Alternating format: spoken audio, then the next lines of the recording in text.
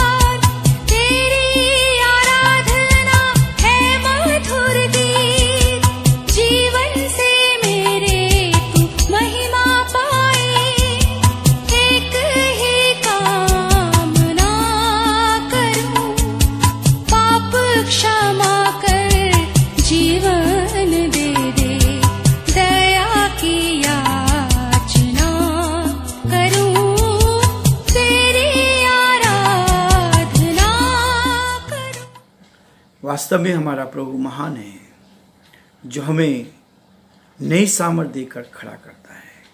आज एक और विषय को लेकर मैं आपके सामने हूँ। परमेश्वर इस विषय के द्वारा भी आप सभी को आशीष दे। इस विषय ने मुझे आशीष दी है और इसलिए परमेश्वर अपने समय पर हमारी रक्षा करने को तैयार रहता है। वचन में लिखा है कि उचित समय पर उन्नति, समय से पहले उन्नति नहीं। परमेश्वर का वचन कहता है कि वो अपने उचित समय पर हमें बढ़ाता है। उचित समय का मतलब यह है जब बच्चा इस पृथ्वी पर पैदा होता है, धीरे धीरे 365 दिन में 1 साल का होता है। 1 साल इंतजार करते हैं और 18 साल में वो जवान होता है, इस लायक होता है कि ताकि वो अपनी वोटिंग पावर को इस्तेमाल कर सके। और हम बहुत जल्दी इस आत्मिक जीवन में बहुत जल्दबाजी से पास्टर बनना चाहते हैं, बहुत जल्दबाजी से हम पास्टर की बराबरी करना मांगते हैं, बहुत जल्दबाजी से हम ऊंचाई पर जाना चाहते हैं और यही सबसे खराबी होती है। परमेश्वर उचित समय पर हमें बढ़ाएगा। पहला पत्रस उसका 5 अध्याय और उसके पहले 6 पदों को मैं आपके सामने पढ़ूंगा। बहुत सुंदर है। तुम में जो प्राचीन है, मैं उनके समान प्राचीन और मसीह के दुखों का गवाह और प्रकट होने वाली महिमा में सहभागी होकर उन्हें यह समझाता हूँ कि परमेश्वर के झुंड की जो तुम्हारे बीच में रखवाली करो, और यह दबाव से नहीं परंतु परमेश्वर की इच्छा के अनुसार आनंद से और नीच कमाई के लिए नहीं पर मन लगाकर। जो लोग तुम्हें सौंपे गए हैं उन पर अधिकार न जताओ और उन झुंड के लिए आदर्श बनो। जब प्रधान रखवाला प्रकट होगा तो तुम्हें महिमा का मुकुट दिया जाएगा जो मुरझाने का नहीं। इसी प्रकार हे नवयुवकों, तुम भी प्राचीनों के अधीन रहो, वरन तुम सब के सब एक दूसरे की सेवा के लिए दीनता से कमर बांधे रखो, क्योंकि परमेश्वर अभिमानियों का विरोध करता है परंतु दीनों पर अनुग्रह करता है। इसलिए परमेश्वर के बलवंत हाथ के नीचे दीनता से बने रहो, जिससे वह तुम्हें उचित समय पर बढ़ाए। परमेश्वर अपने इस वचन के पढ़े और सुने जाने पर आशीष दे। वास्तव में पतरस ने यीशु मसीह का प्रिय चेला था। वो कहता है तुम में जो प्राचीन है, मैं उनके समान प्राचीन और मसीह के दुखों का गवाह और प्रकट होने वाली महिमा के में सहभागी होकर उन्हें समझाता हूँ कि परमेश्वर के झुंड की जो तुम्हारे बीच में रखवाली करो, ये दबाव से नहीं परंतु परमेश्वर की इच्छा से होती है। दर्द किसको होता है? एक मां को मालूम है जब वो बच्चे को जन्म देती है उसके दर्द को, और जिसने बच्चे को जन्म ही नहीं दिया उस दर्द को कभी नहीं समझ पाएगी। बच्चों का पालन पोषण कर सकती है लेकिन उस दर्द को समझ नहीं पाएगी जो दर्द उस मां ने जिस बच्चे को 9 महीने अपने पेट में रखा और जब वो पैदा हुआ उस दर्द को उसने सहन किया। उचित समय, हम समय से पहले बढ़ना चाहते हैं। हम परमेश्वर के हाथ के नीचे आना नहीं चाहते। हम लोग सोचते हैं कि हम तो ज्ञानवान हैं, हम सोचते हैं कि हमने तो वचन का अध्ययन कर लिया। नहीं, ऐसा नहीं होता। परमेश्वर हमारे जीवन में प्रैक्टिकल देखना चाहता है, हमें घिसना चाहता है, हमें आगे बढ़ाना चाहता है, हमें और उन्नति करना चाहता है। एकदम से हम 2 साल बाद हम सोचते हैं कि 3 साल बाद हम सोचते हैं, 4 साल बाद हम सोचते हैं कि हम तो एक फुल फ्लैश पास्टर बन गए। दूसरों की भीड़ों को चुराना शुरू कर देते हैं, दूसरों की नींव पर श्रद्धा रखने की कोशिश करने लगते हैं और सोचते हैं कि हम तो बहुत ऊंचे हो गए, और दूसरों के मनों को खराब करना। आज कलीसियाओं में ये हो रहा है। हमने प्रार्थना क्या सीख ली, हमने लोगों के साथ थोड़ा सा वचन क्या सीख लिया, हम दूसरे लोगों को तुच्छ समझने लगते हैं। लेकिन आज परमेश्वर हमें एक बात के लिए कहता है, वचन में लिखा है कि परमेश्वर के बलवंत हाथ के नीचे दीनता से रहो, जिससे वह तुम्हें उचित समय पर बढ़ाए। पहला पत्रस 5:6।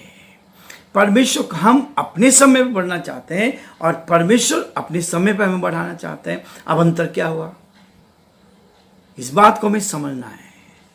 हम अपने समय पर बढ़ना चाहते, अपनी बुद्धि से, अपने ज्ञान से, और उसको किस पे डाल देते? परमेश्वर पर। परमेश्वर कभी जल्दबाजी का परमेश्वर नहीं है। कल हमने देख रहे थे कि परमेश्वर कभी जल्दबाजी नहीं करता है। यीशु मसीह ने जल्दबाजी में कोई भी कदम नहीं उठाया, और जल्दबाजी में जहां कदम उठाते हैं वहीं पर हम निराश हो जाते हैं, गिर जाते हैं। इसलिए वो कहता है कि परमेश्वर के बलवंत बहुत सामर्थशाली हाथ है, जिसके नीचे हमें बने रहना है। अधीनता स्वीकार करनी है, और जब तक अधीनता स्वीकार नहीं करेंगे आप नहीं बढ़ पाएंगे। संसार के लोग बढ़ने की कोशिश करते हैं। यीशु मसीह के भाइयों ने उसके साथ दुर्व्यवहार किया। आत्मिक व्यक्ति और सांसारिक व्यक्ति का कभी मेलजोल हो नहीं सकता है। यदि आप मेरे साथ निकालेंगे यूहन्ना उसका 7 अध्याय, और उसके कुछ पद को मैं आपके सामने पढ़ूंगा। यूहन्ना उसका 7 अध्याय और उसके 3 पद से मैं आपके सामने पढ़ूंगा। इसलिए उसके भाइयों ने, यानी यीशु के भाइयों ने उससे कहा, यहां से यहूदिया को जा, कि जो काम तू करता है उन्हें तेरे चेले वहां भी देखें। क्योंकि ऐसा कोई ना होगा जो प्रसिद्ध होना चाहे और छिपकर काम करे। यदि तू यह काम करता है तो अपने आप को जगत पर प्रकट कर, क्योंकि उसके भाई उस पर विश्वास नहीं करते थे। सगे भाई, सगे परिवार, लेकिन अंतर क्या था? एक ही अंतर था, यीशु मसीह आत्मा के द्वारा पैदा हुआ था और वो संसारिकता से, माता पिता से पैदा हुए थे। ये फर्क है। जब तक आप इस फर्क को नहीं देखेंगे तब तक आप नहीं बढ़ पाएंगे। आत्मिक व्यक्ति और संसारिक व्यक्ति में हमेशा संघर्ष रहेगा।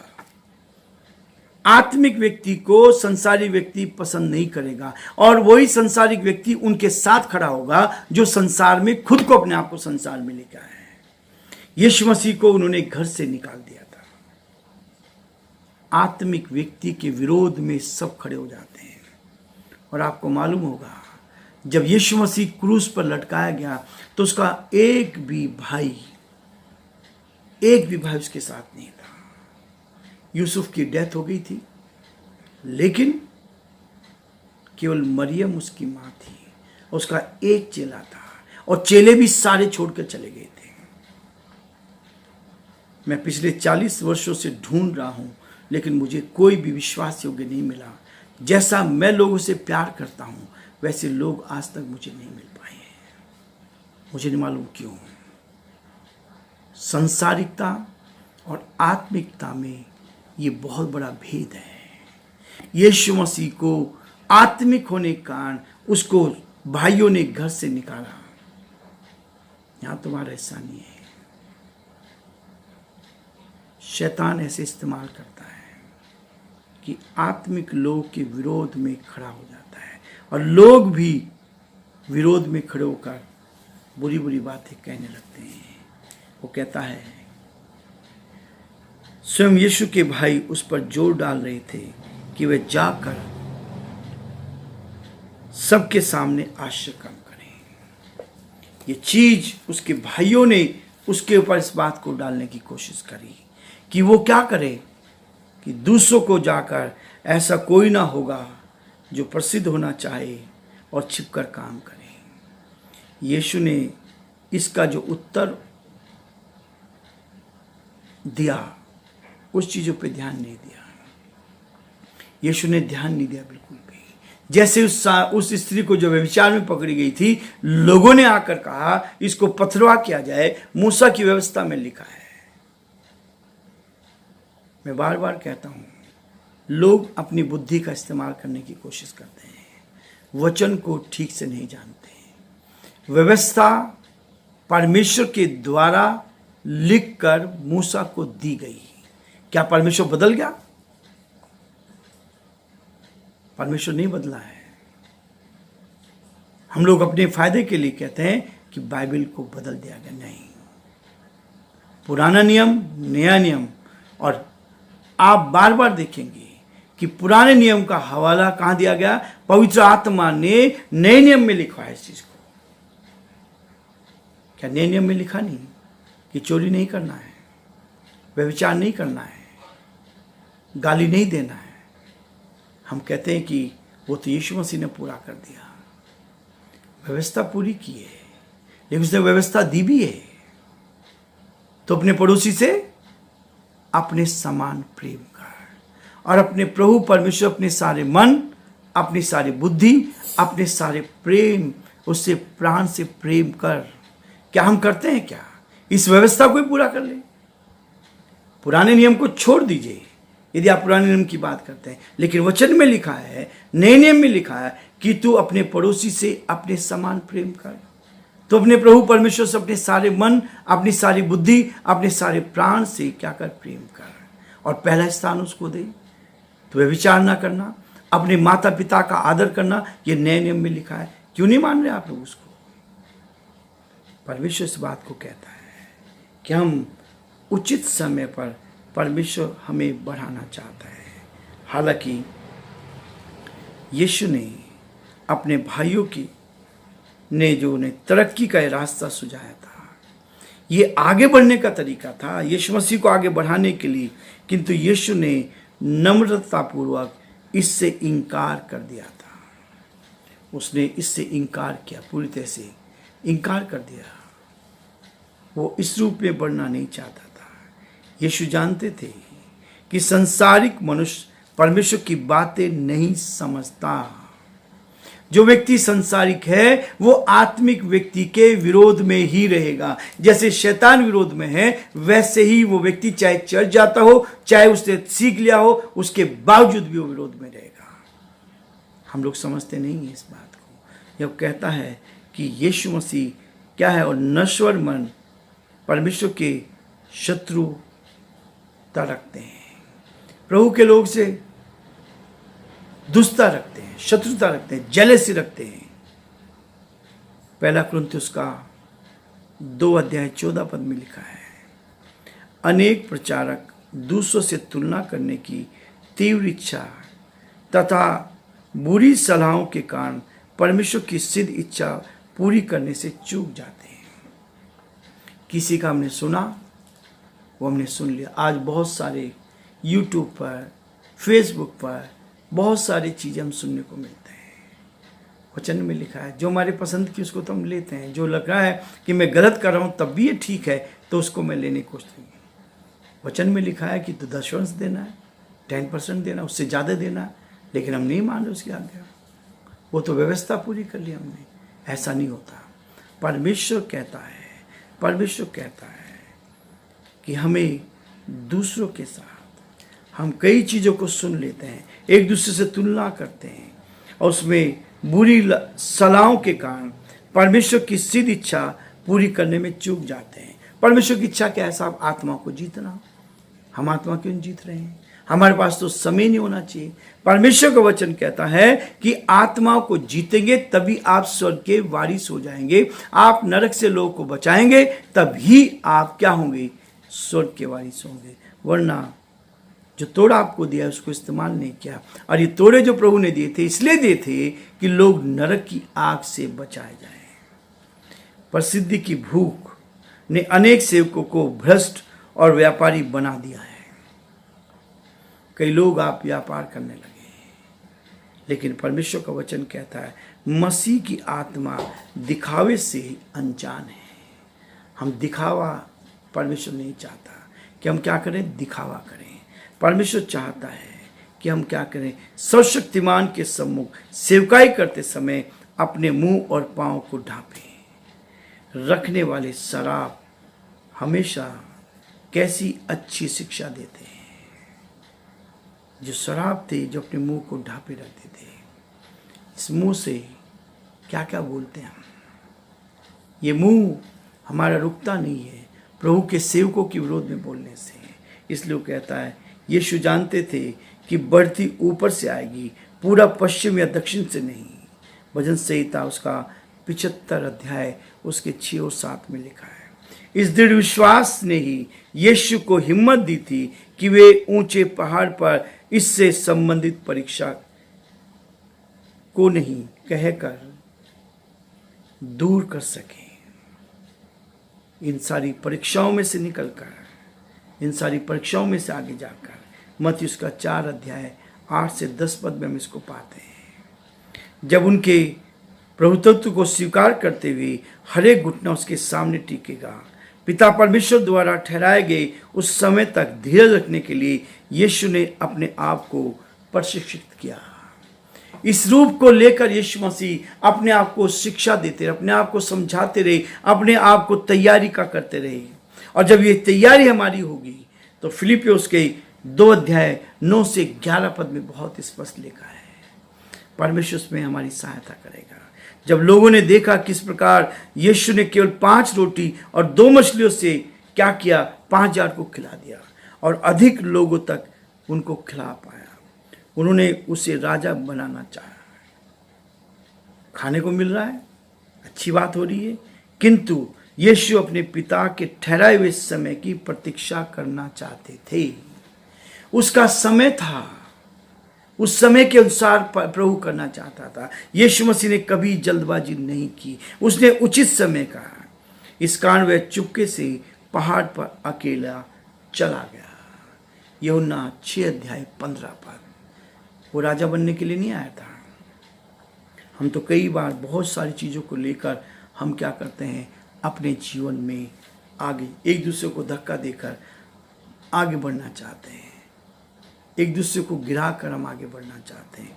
प्रेरित पतरस ने जवानों को शिक्षा दी कि वे परमेश्वर के बलवंत हाथ के नीचे दीनता से रहें, ताकि परमेश्वर उचित समय पर उन्हें बढ़ाएं। परमेश्वर का एक हाथ है जो ऐसा बलवंत है, जो सबको उचित समय पर बढ़ाएगा। मेहनत आपको करनी है, परमेश्वर के साथ रिश्ता बनाना है, प्रार्थना में समय देना है, परमेश्वर के वचन को अपने हृदय में लेना है, प्रैक्टिकल करना है, तभी आप एक योग्य सेवक बन सकते हैं। परमेश्वर आपको सब जगह बढ़ाएगा। यदि आप गवर्नमेंट में काम कर रहे हैं तो वहाँ पर परमेश्वर बढ़ाएगा। यदि आप प्राइवेट में आप कर रहे हैं तो परमेश्वर आपको वहाँ बढ़ाएगा। यदि आप घर में हैं तो परमेश्वर घर में, यदि आप कलीसिया में हैं तो परमेश्वर आपको कलीसिया में बढ़ाएगा। लेकिन हम गलत तरीके से नहीं बढ़ सकते। कोई भी व्यक्ति हमें उस स्थान पर नहीं बैठा सकता जिसे परमेश्वर ने हमारे लिए नहीं बनाया है। हम जबरदस्ती उस स्थान पर नहीं पहुंच सकते हैं जो परमेश्वर ने हमारे लिए ठहराया नहीं है। हम उसको पकड़ने की कोशिश करते हैं। प्रभु का वचन कहता है, बहुत स्पष्ट कहता है कि परमेश्वर का चुनाव एक अद्भुत चुनाव है। वो चुनाव हम कई बार सोचते हैं कि हमने किया, और ना ही कोई हमें उस स्थान से नीचे उतार सकता है। जो परमेश्वर ने ठहरा दिया है, ना तो कोई हमें बिठा सकता है और ना कोई हमें वहां से उतार सकता है। जहां परमेश्वर ने हमें रखा है, इस चीज को हम भूल जाएं। जो सेवा परमेश्वर ने की है, उस सेवा को कोई बर्बाद नहीं कर सकता। हम षड्यंत्र रचा सकते हैं, लेकिन मुझे मालूम है, मैं इस बात को जानता हूं, जब परमेश्वर आशीष देता है तो उन आशीष को लेता भी है। कई बार आशीष लेकर हम फूल जाते हैं। आज हमारे पास सब कुछ हो गया है, हम इतने दुख जब आए थे, जब दुखी थे, परेशान थे, लाचार थे, जो कुछ चाहे वो करने को तैयार थे, लेकिन आज परमेश्वर ने ब्लेसिंग दे दी है, आशीष दे दी, तो क्या करने लगे? उस परमेश्वर के लोग के विरोध में ही काम करने लगे, उसकी कलीसिया के विरोध में ही काम करने लगे, उसकी कलीसिया में फूट डलवाने लगे। ये कहाँ की बात आई है? परमेश्वर कहता है वो जिसको उसने बिठाया है कोई उतार नहीं सकता, और जिसको वहाँ बिठाया नहीं उसको कोई बिठा नहीं सकता। इसलिए कहता है यदि हमारे साथ कुछ भी अन्याय होगा तो परमेश्वर हमारी रक्षा करेगा। यदि हमारे साथ कुछ भी अन्याय कोई करता है तो परमेश्वर हमारी ओर से लड़ेगा, हमारी ओर से काम करेगा। हम जितनी जल्दी इस सत्य को जान ले, ये हमारे लिए अच्छा होगा। हर एक विश्वासी के लिए, हर एक कलीसिया के मेंबर के लिए, हर एक भाई बहन के लिए ये बहुत होगा कि हम इस बात को जान ले कि जितना जल्दी इस सत्य को जान ले ये अच्छा होगा कि परमेश्वर ने जिसको बिठा दिया है उसको कोई उतार नहीं सकता, और जिसको परमेश्वर बिठाना नहीं चाहता उसको कोई बिठा नहीं सकता। चाहे हम कितने ही फूटबाजी कर लें, कितना ही हम कलीसिया को तोड़ने की कोशिश करें, तब हम तनाव और प्रतिद्वंद्विता से मुक्त हो जाएंगे। हम एक दूसरे से कंपेयर करने लगते हैं, वो उसको ज़्यादा महत्व, मुझे ज़्यादा महत्व नहीं दिया जा रहा, ये गड़बड़ होता है।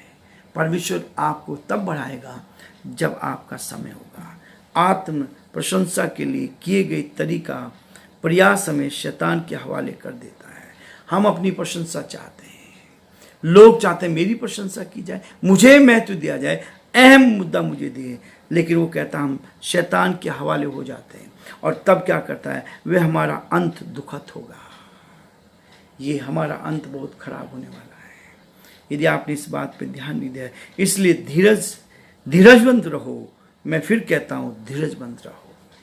परमेश्वर का वचन कहता है कि हमें उचित समय पर परमेश्वर बढ़ाना चाहता है। मेरे प्यारे भाई और बहनों, ये दर्द परमेश्वर हमें देता है कि हम एक दूसरे को बचा लें। विश्वास करने के बाद भी लोग नरक की ओर दौड़े चले जा रहे हैं।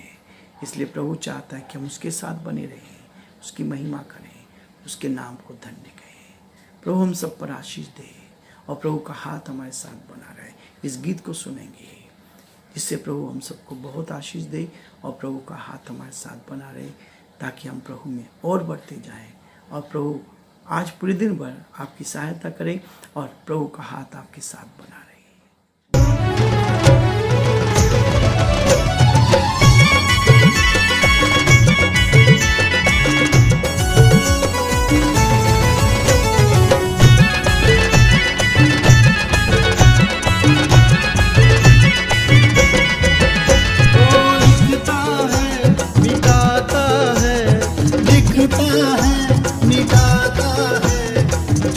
में वही जलाता है।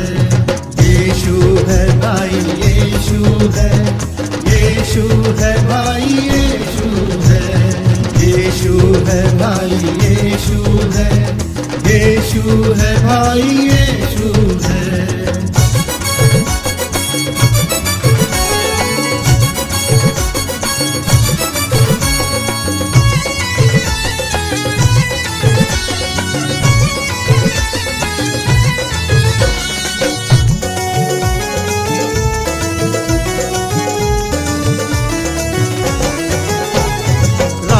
पे अपने चलाता है वो, दोष कभी ना लगाता है वो।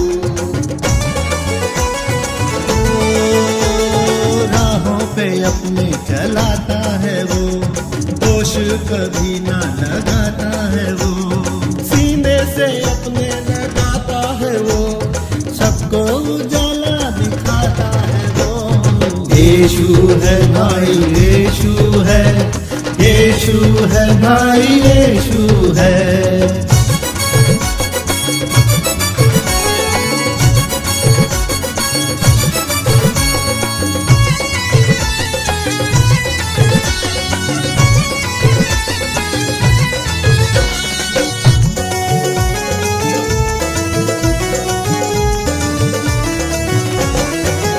अपराधों के कारण घायल हुआ, अधर्मों के कारण कुचला गया। अपराधों के कारण घायल हुआ, अधर्मों के कारण कुचला गया। शांति के कारण ताड़ना पड़ी, कोड़ों के कारण चंगाई मिली। यीशु है भाई, यीशु है, यीशु है भाई, यीशु है।